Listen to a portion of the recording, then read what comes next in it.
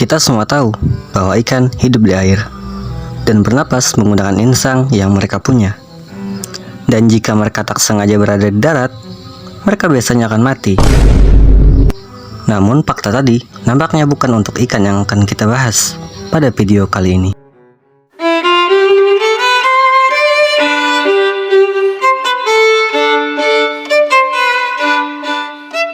Ini adalah tembakul, salah satu ikan amfibi yang mempunyai banyak nama, mulai dari tembakul, timpakul, tempakul, cempakul, glodok, glodok, glodok, bludok, belacak, gabus laut, lunjet, dan mudskipper dalam bahasa Inggris.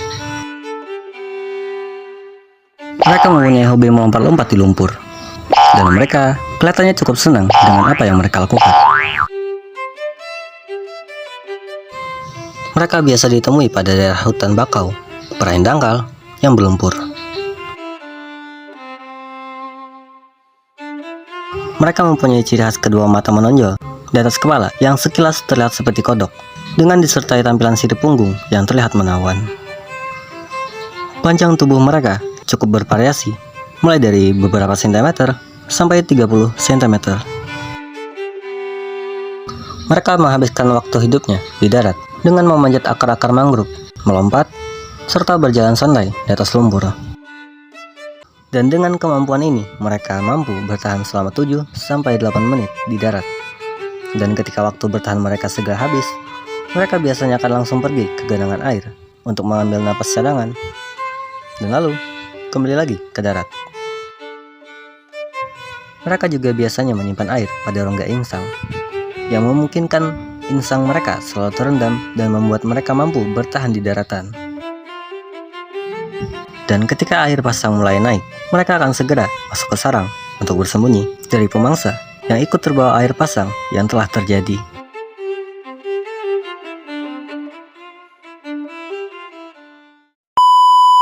Dan kemampuan mereka bertahan di darat ini didukung oleh kulit tubuh mereka dan lapisan selaput lendir yang ada pada kerongkongannya, yang mereka manfaatkan sebagai cara bernapas ketika di darat.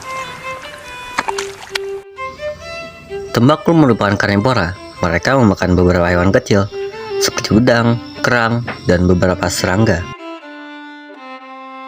Dan tembakul termasuk ikan yang teritorial terhadap wilayah kekuasaannya.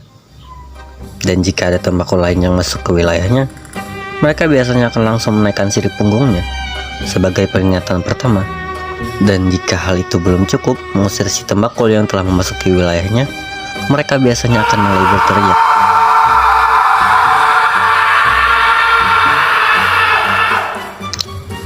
Tembakul bisa dijumpai di pantai-pantai beriklim tropis dan subtropis pada wilayah Indo-Pasifik sampai ke pantai Atlantik hingga benua Afrika.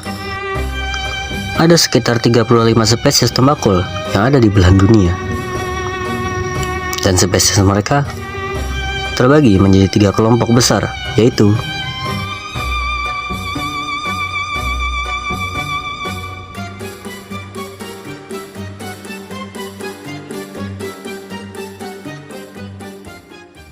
ada banyak hal yang belum terlalu saya pahami tentang ikan unik satu ini. Tapi yang pasti, mereka termasuk ikan yang mampu bertahan dari kerusakan lingkungan. Bahkan pada lingkungan yang terbilang memprihatinkan pun, mereka masih bisa bertahan. Luar biasa ya. Dan mereka juga sering dijadikan sebagai santapan atau hidangan, serta obat tradisional dari Tiongkok dan Jepang.